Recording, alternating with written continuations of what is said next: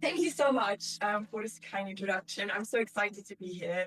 Yeah, the diversity reading list is always one of those resources I tell my students about, and just like check out the website, use it. And I did like a little talk about multiple inclusion in philosophy for the grad students in my department, in my school, in philosophy recently, and that was one of the big things that like I said, no, this is what you can use to make your courses like more inclusive stuff, and they were all super excited, and like it's just always nice to see the uptake. So I also just want to like say the amazing work that you've been doing, and it's actually really like helping people, and also the amazing conference you've organized. So like thank you so much for that.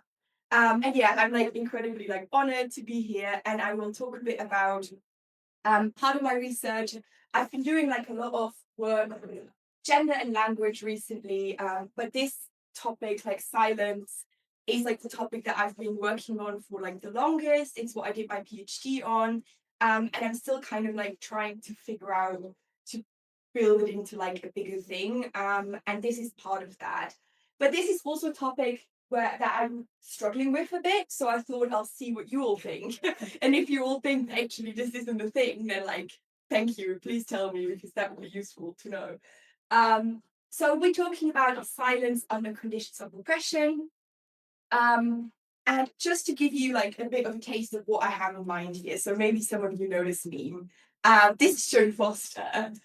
She was 14 at the time of the interview, and she was asked by this interviewer, do you have a steady boyfriend? And like relevant context is that Jodie Foster came out as lesbian later in life.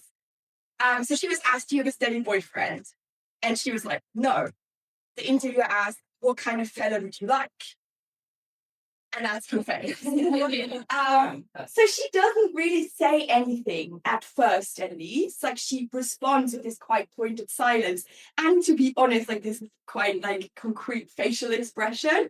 And this meme resurfaces on the internet every now and again. And like it's always labeled as like there's no silence like gay silence. And obviously very important that like we don't actually know what she was thinking, like, right? Like she was 14. Like, what a weird question to ask a 14-year-old. Like, come on, what are you doing? But what is quite funny about this is that whenever this like resurfaces, or you can find it on Reddit and like all of the platforms, there's always a lot of queer people who are like, oh, I know that one exactly. That they are asked by someone, just the assumption, heterosexual assumption is being made, and they just kind of like don't really say anything. So it seems to be quite a familiar thing when you are put into this like normative, like these normative assumptions are put on you, and then people just use this silence in a kind of way to respond to that in a slightly subversive way. So I'm actually not going to like talk much more about this example because I think it is in some ways imperfect example. I think their facial expression does like a lot of the heavy lifting. The silence I think matters too, but there is like a lot else going on here. But it's just a funny example to kind of demonstrate roughly the thing that I mean. So we have these broad conditions that we might consider oppressive or somehow marginalizing, and someone remains silent in a particular way. And there is obviously a lot of literature that we've got, especially feminist philosophy of language, that is quite good in explaining these scenarios. So what I want to do is investigate and take seriously the role of silences, but other than most of that other literature, I want to look at the silences in and of themselves, as they occur broadly under these conditions of oppression. So to just clarify this a bit more, again, acknowledging, yes, there is an extensive literature on silence here, but mostly that is like just about silencing. And like that's, not a lacking in itself, but like what the literature of silencing focuses on is the oppressive process that produces the silence. So it focuses on how marginalized individuals are shut down, can't be heard, can't make themselves intelligible. And this is really important literature, and I absolutely like draw on this literature, and it's like I think influenced me greatly in all my philosophy. The other way in which silence shows up in this literature is with the failure to speak up. So here we do have a bit more of an explicit acknowledgement of like the silence in itself, but it is like kind of considered to be contributing to the process of oppression because it lacks or it fails to intervene in a certain like injustice that like someone is observing. So this is all part of the background, but like what I think is quite important here is that silence in this way in feminist philosophy in both of these approaches is usually seen as a sign of something gone wrong. So both in the silencing approach, obviously that something bad happened, in the failure to speak up approach, something bad happened, and we just see like I do have a couple of pictures. I'm going to briefly describe them, but they're just direct decorative. They're like not really important. But we here see the like silence is death poster that I'm sure some of you will be familiar with, and Day of Silence, which was in the context of the HIV/AIDS pandemic and Houston activism, and there it was very much about the silence of the government, silence of people that like made it so that people were like just dying without intervention. And then down here we see white silence is white consent, which was the poster, a famous slogan in the context of the Black Lives Matter protests, the most recent ones, but obviously had come up before them as well. So the silence that results from silencing is in some ways symbolic of oppression. So when we look at the silence itself, it's kind of like this symbol of oppression. Someone can't say what they want, or they are not heard when they speak.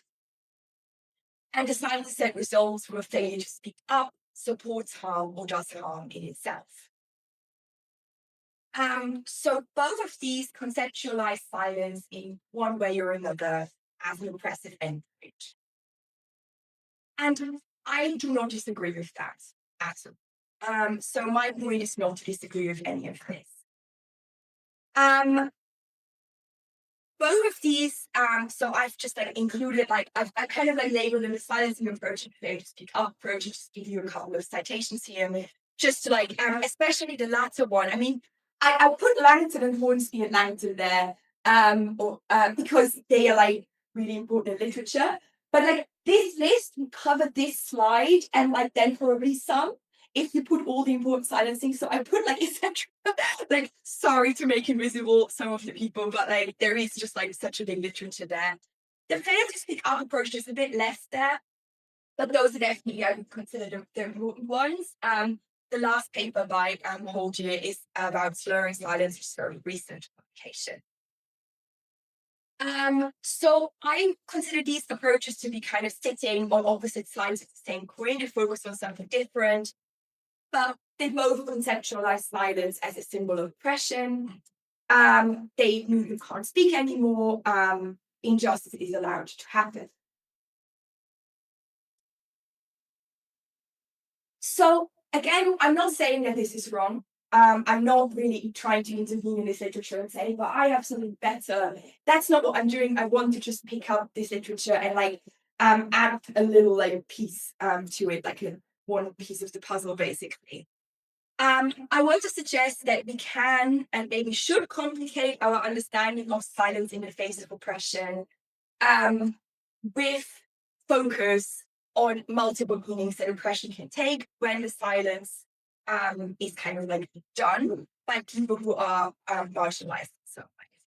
So if we only focus on silence as an oppressive endpoint of discussion and argumentation, we might overlook how silence can have multiple meanings, where that meaning cannot always be understood if we only look at it from the dominant. And that's like the kind of small point that I'm trying to make. So I want to say that someone can be silenced with respect to the dominant discourse, while the very same silence can have a specific and concrete meaning within one's own community, where that silence kind of has people have a shared understanding of that silence. In some cases, those kind of silences can be used to shut down certain harmful arguments and like form a kind of resistance to be drawn into a downty discourse, which I think actually we can see with that like there's no silence like gay silence thing as well. However, and this is like the final point that I'm not going to talk a lot about, but which I think I want to kind of really like emphasize still, is that this is not to say that it makes the injustice go away or the oppression go away. It's still there, and I will say a bit more about it, but one way in which we can see it very distinctly in this context is that using silence as a conversational strategy is not accessible to everyone in the same way. And what I will say a bit more about what I mean by silence as a conversational strategy in a moment. So, a bit more back. So, when I talk about silence here, I am using a kind of understanding of silence that I've used in previous work, where I understand, and yes, this is more complicated, and I have to talk about that more in the Q&A, but I'm understanding silence here is like not speaking. And there are many other ways of silence too. But I am understanding it as like if it happens in kind of face-to-face context predominantly, as having an active force in and of itself and being a distinct conversational linguistic tool. And I've listed a couple of my papers on that, but also like an account that has really strongly influenced me is Simon Smith's work on silences here. So I think that this active understanding of silence can play a role in immediate context of oppression in ways that haven't been like considered that much or haven't been looked at this much for good reasons. And we have focused on other things for good reasons, but I think this actually can play a role too. And if this understanding of silence comes up, it's usually in the failure to speak up approach, but not as like the active side, how oppressed people can use active silence in such a way. So I want to consider how silences of the oppressed in the face of oppression are multifaceted and how we can understand our understanding of them with a look at agency of those who experience oppression and remain silent in particular contexts of that oppression. Another point, I kind of like hate that I'm doing this. I'm just saying the oppressed, the marginalised, without giving you an account of oppression. But I tried and I can't because it takes too long. So just fill in your favorite account of oppression and then if you want, challenge me on it afterwards. So I'm going to try and flesh this out a bit more now. This is kind of the plan. I will define silence a bit more, so give you a little bit more background what I have in mind here. I will then give you two examples of these kind of knowing or insider silences, which I think actually push the boundaries of the silence definition I'm giving you in interesting ways. I will then introduce a kind of critical move, analytical move that is made against Africa's political injustice account that has really inspired my thinking about this. What I'm drawing on Rebecca Mason, Christy Johnson, Sam Medina, and apply that move to those examples and see what happens, basically, and if that works. Okay, so when silences. As I said, I understand silence as this distinct conversational tool in and of itself. But I'm not primarily here concerned with the active content. So I want to look at the practice rather than the concrete meanings. I will say a bit about the concrete meanings. I have some kind of theory about how those contents get understood, but I'll not bore you with that. That's actually maybe probably boring. But I'm not thinking about that. I'm just thinking about the more general practices. I think that these meanings are super nuanced and there are many different answers to how those meanings get understood and deciphered. But that's just a whole other thing, whole other talk. So one way to define what I have in mind, just to give you an initial definition, is actually how Alessandro Tomasini defines this. Eloquent silence is silence that has meaning as non-acoustic behavior that is also non-verbal. Things such as sign languages can obviously still be accommodated with that because they are language. As a language, you could remain silent in this kind of way by just stopping to side in a particular moment. But I'm like trying to like break this down a little bit more. Alessandro does this too, but I do it slightly differently. So I'm distinguishing between two kinds of silence for now. Again, there are many more, but those are the two that I consider to be the most important for this topic. The first one is conversational silence. And conversational silence on my account occurs when somebody doesn't utter or doesn't sign anything explicitly, so they remain silent. And they remain silent in a particular way in order to communicate something. So it is an active conversational contribution. So here are a couple of examples. A political dissident is interrogated. She's asked time and time again to reveal the names of other activists. In response, she remains silent. A Black man narrates his experience of racial discrimination to a wide audience. No one interrupts him. When he finishes, his audience is silent, still showing no signs of emotion. Hundreds of students sit on the ground, motionless, talking apart from the entrance to the university building. There's more to this quote, like a vice chancellor goes through it and they all are silent, kind of silent sitting. So those are quite like political examples where the silence is, where people remain silent in this kind of way to like actively do something. But obviously this can also occur in really innocent context. I don't think this is only a political tool. Like Emma asks, Anna, how are you? Anna remains silent. Great. So, you know, this can also say something. The other kind of silence that I think is really important here is what I call omissive silence, which occurs when someone does say something, but in saying something, they remain silent about something else. So, for example, a vice chancellor gives a speech about a new equality and inclusion policy, which in which they talk about gender and race, but they completely fail to mention disability or how those different axes of oppression might intersect with each other. So they say something, but they remain silent about quite a lot of other things. And that I consider to be another way of remaining silent, another kind of silence that we might encounter, in particular under conditions of oppression.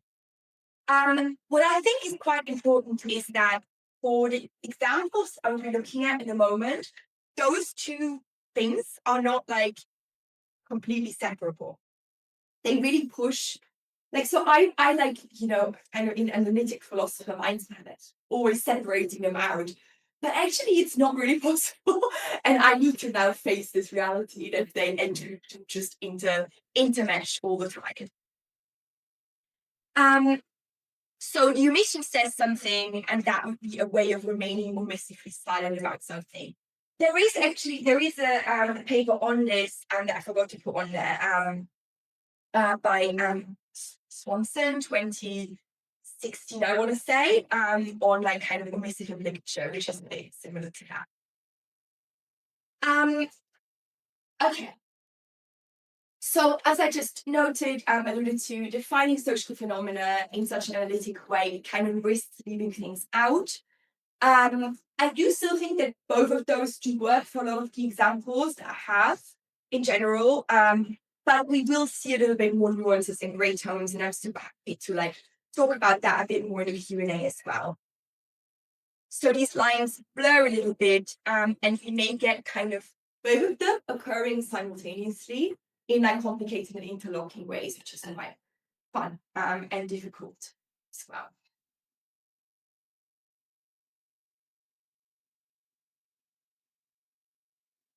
Okay, what is crucial here is that I'm interested in the silence itself and what people do with that silence. The context matters and all that, but like I'm zooming in on a particular thing.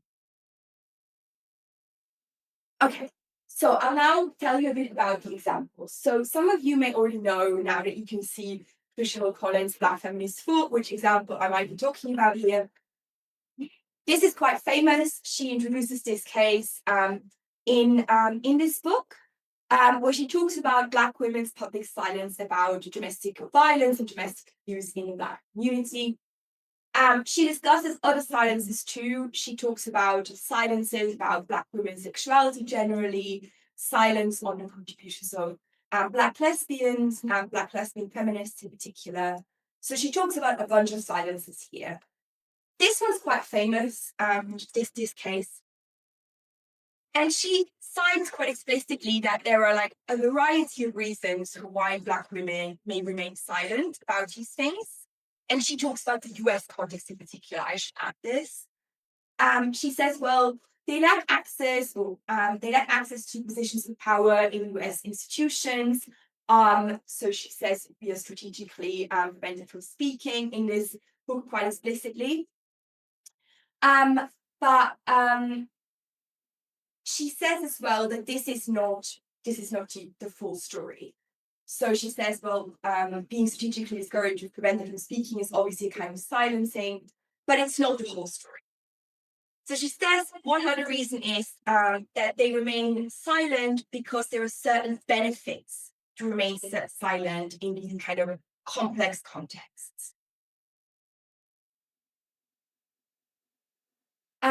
So here's a quote: where regulating Black women's bodies benefited systems of race, class, and gender alike, protecting the safe spaces for Black women's self-definitions often required public silences about seemingly provocative topics. This secrecy was especially important within a US culture that routinely accused Black women of being sexually immoral, promiscuous, so on. In a climate where one's sexuality is on public display, holding fast to privacy and trying to shut the closet door becomes paramount. She also goes on to talk about how there is this vilification of Black men as well as like violent and so on. So that is another benefit of remaining silent, to not contribute to those harmful discourses. Medina picks up on this as well in his epistemology of resistance, and he emphasizes how Black women may appear silent on the outside while being talkative on the inside and among themselves. And that might go completely unnoticed by outsiders. Okay. So I will come back to this case. I will just like pigeonhole it for now. I will come back to it. I will give you the second case now. So the second case is from this book, The Ethics of Silence, which is like really interesting. It's a book by so an interdisciplinary case analysis approach by Nancy Bilias and Sabara Bamuri. And they conducted a number of interviews with researchers and activists, scholars like, across the world about the kind of meaning and character of silence in their lives, cultures, and work contexts. So they have quite a broad range of countries, cultures they interviewed. I'm not like, I can say a lot more about this book. I have some questions about it too, but this case is quite an interesting one. The case I want to pick out is that in Australia, so Who May Speak, Who Must Be Silent, they interview the scholar and like white ranger, Julian Gorman, who works with Aboriginal Indigenous communities in Australia in various capacities. But I should say this right now, he's not himself Indigenous, so he is white Australian. So this is still kind of an outside account. I think it's kind of a bit of a shame. It could be interpreted the fact that they didn't interview actual like Indigenous people there. It's like an interesting kind of silence that produces itself. But that's another point. It's still a really interesting interview. And what he kind of like talks about, they give a lot of background of history, which I'm sure like we are kind of like aware of, the kind of colonial violence that happened in Australia. So he emphasized that like, well, there is a strong connection to the land in Indigenous cultures and in the Aboriginal cultures that he's working with.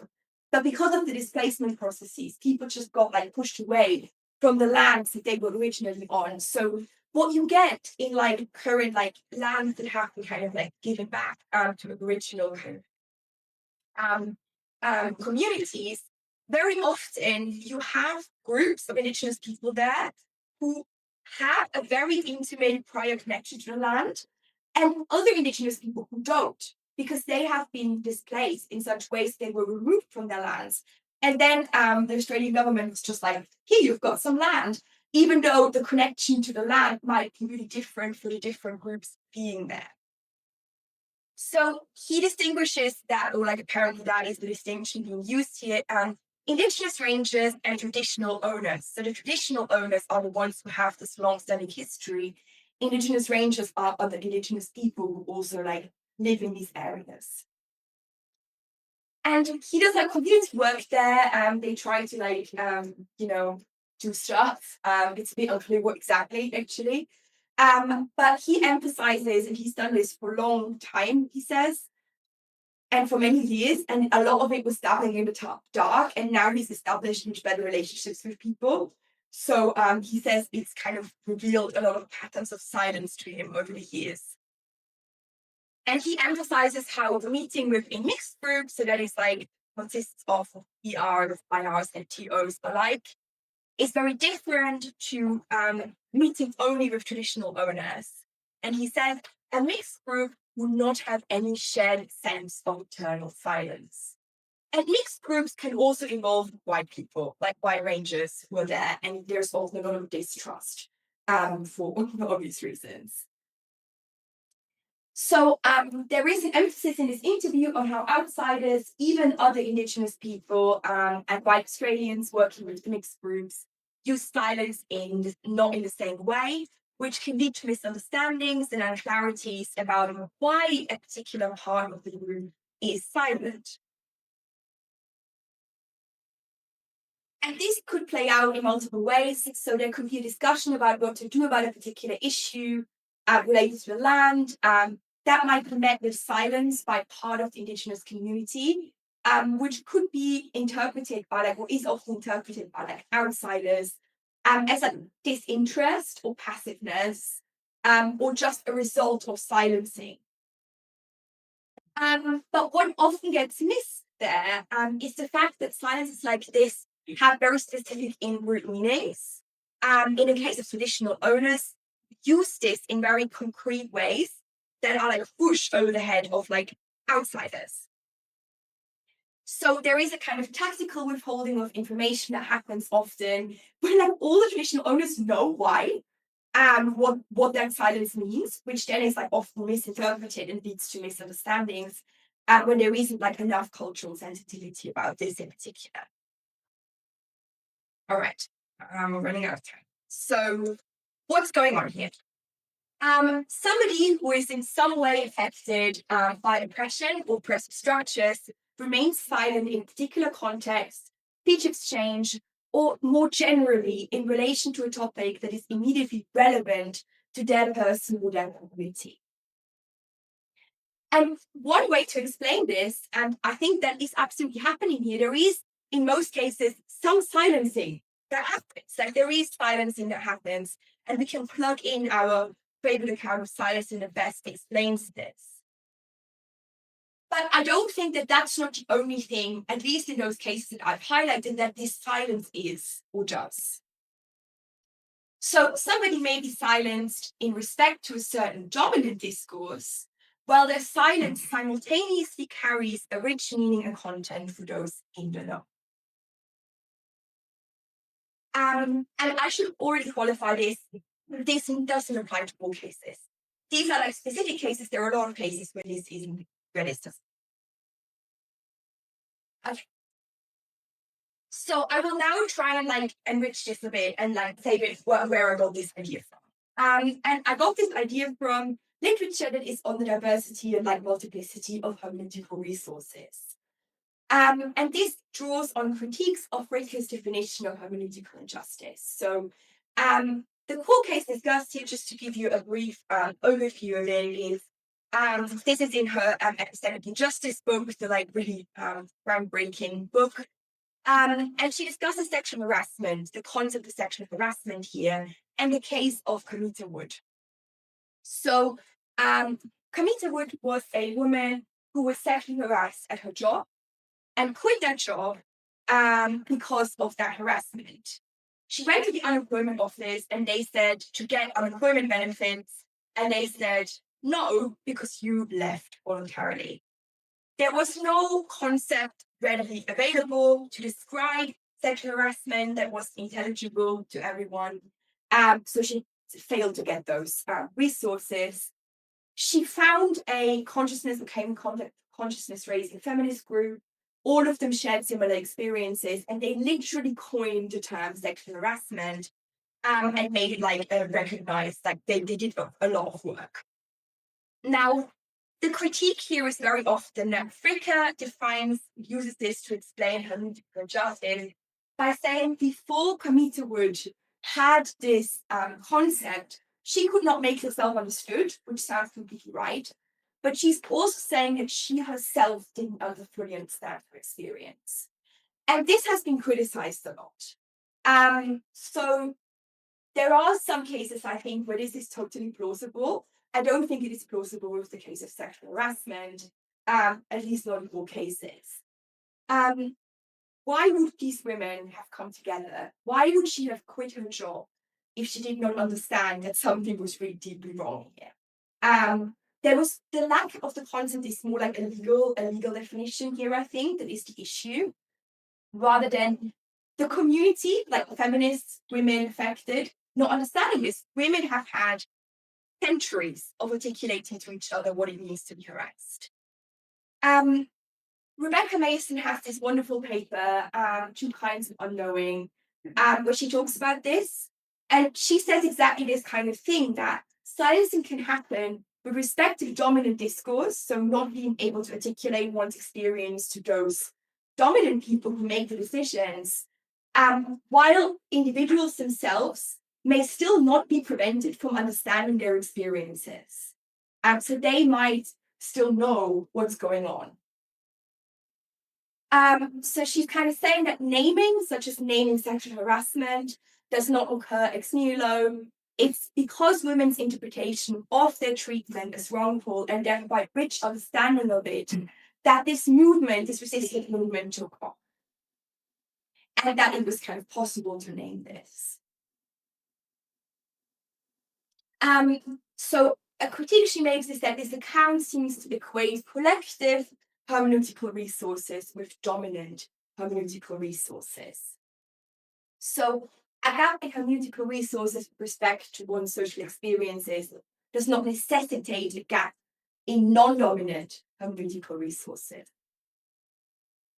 And Christy Johnson makes a similar point. She highlights this in like a cautionary tale, that like this to like just like gloss over this, like doesn't account for alternative epistemologies and counter myths and these hidden transcripts. She also talks about Hill Collins' case, but I don't remember if she talks about it in this paper.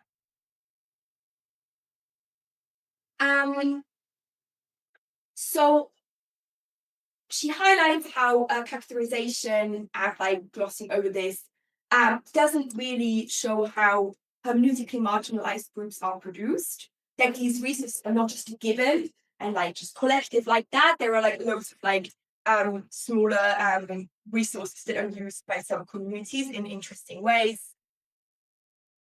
And these power relations do not work to suppress, in all cases, knowledge of one's own experience of oppression and marginalization within those marginalized communities, even if it is true that communicating this to the dominant people, or like the people who do kind of like have call the shots in some way, is going to be really difficult without an acknowledged concept, such as, for example, sexual harassment. And even then, it's not a given that they will actually believe you. So I should make it really clear that none of this is to deny that Comita Wood and women like her faced real constraints. And I also don't think that Fricker is completely wrong here. Like what she points out is still really like right in loads of ways and applies actually to many, I think many cases that it actually is true that people don't fully understand their own experiences until they have certain concepts to make sense of it. But I think that there is what I draw from this literature in particular is the point that there is a diversity of hermeneutical resources, and sub-communities and dominant communities, even if they interlock in some complicated ways, may not use resources in the exact same ways. So it seems right that these women were silenced with respect to dominant collective resources, but they might not have been silenced, at least not in the same way, with respect to their own non-dominant resources and understanding. I should also say that Jose Medina also makes a similar point, and I'll come back to him in a moment. But let's apply this, how do I apply this to silence? So I think that they allow us to arrive at a kind of richer understanding of cases where those experience oppression, how they use silence, or how they may use silence in the face of oppression. So marginalized individuals may sometimes remain silent, where their silence might look like and count as silencing with respect to dominant discourses, while that very same silence has a richer and more nuanced meaning within those communities and can be understood by others, then in a way that the dominantly situated in that particular context may not have access to that. That there could be these kind of this double line meaning of those silences in the same way. I know I'm almost at 40 minutes. So I'll just try and quickly apply this to the cases to just give you a more concrete idea. So I think what's important here is that the silence itself carried those meanings, of course, context matters, etc. But I think because we are usually so focused on the silencing process and kind of don't look necessarily at how does that silence linguistically actually function when it occurs in these kind of observed contexts. And there are many ways in which we can see this, but I want to draw attention to this one thing that Patricia Collins actually highlights is kind of how it might be a beneficial thing to use this silence in a way, and that act might have this communicative force to others. So a refusal to be drawn into a damaging or harmful discourse where that silence might not obvious. So in case one, there is a clear structure of oppression here, and there is a clear silencing happening, right?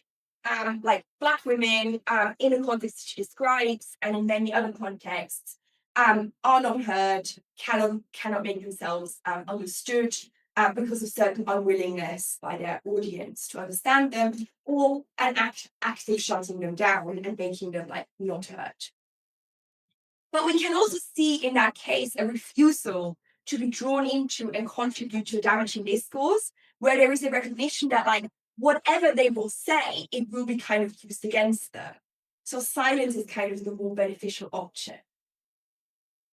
So Medina, again, I said this earlier, it's not that they are not hermeneutically capable. It's not that they're incapable of communicating, of understanding their experience and articulating it in very sophisticated ways. It's just that it's not beneficial. It's not in their interest to do that because they know that it will be used against them. So he highlights and draws this from Patricia Collins, how Black women in these contexts may be silent on the outside but talkative amongst themselves. And then we can get both conversational and omissive silence here. This is one of those cases that pushes those things together. We could have this literal silence in a face-to-face exchange, but we may also have a more structural silence in general, right? A more general silence. What I would add to this is a really small point, is that I don't even think they need to be talkative amongst themselves. I think there is still a lot of emphasis when you see this case discussion that there is a lot of talk. And I think that is not untrue, but I don't think in all the cases we see this explicit talkativeness. I think in a lot of cases we see an intuitive understanding that the silence is used in that way and recognized by of each other, as well in the case of the kind of queer silence we saw at the beginning, right? And quickly, I'm gonna skip over this, but if you want to ask me about testimonials, well, great, do. Just to say something about case 2 now, because I'm almost at 40 minutes. In certain mixed group meetings with white and other non-traditional indigenous rangers, traditional owners are sometimes submissively silent, so they speak but leave things out. But they also often literally are silent and just not saying anything. And Gorman describes how you're just like, I can't get anything out of them. So I don't know what's going on. And this is often either just recognized as well, they don't want to talk to me. They're passive. They're not interested. They're concerned with other things, which may be true, in some contexts, and it can be also simultaneously true in this context. But he also emphasizes that it's very, so it's often just seen, it's just that issue, like colonialism. That's often how this is like treated. With this distrust, which is totally there.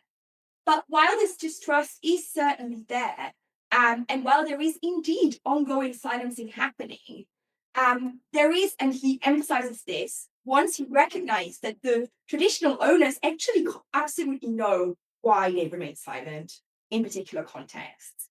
It's often also a kind of like sign of respect that like the one person who is the most knowledgeable about the land remains silent, so the other traditional owners also remain silent to kind of show like that they defer to that person as a kind of culture of respect, which is just completely not recognized by like people coming in from the outside.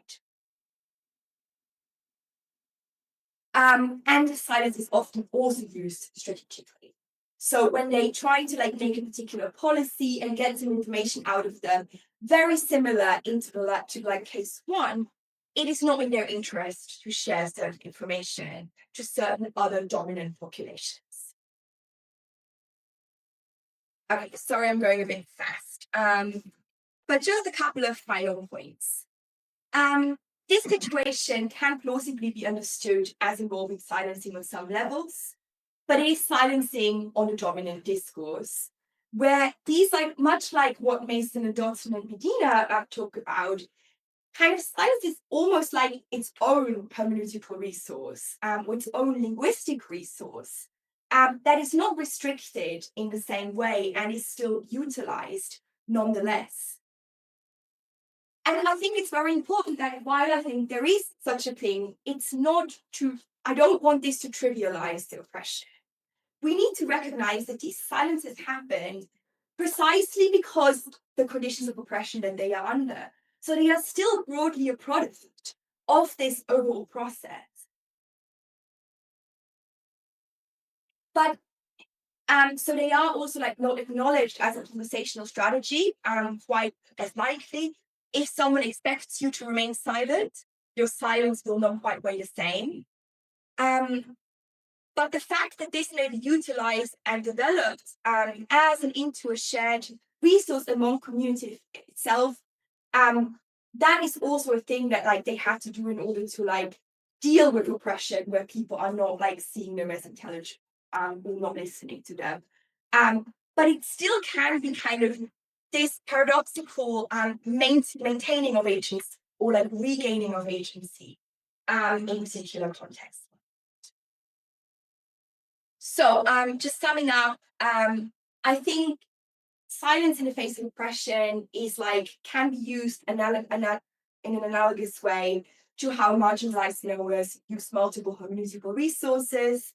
I think there's something slightly different going on in the case of silence than in the case of like sexual harassment that the literature discusses, because I think it has a different communicative function in itself, because it is a communicative tool in itself. But that doesn't just alleviate the conditions of oppression. Even when agency under oppression is regained, it doesn't neutralize the brutal conditions. That's it. Here's the conditions. Thank you so much.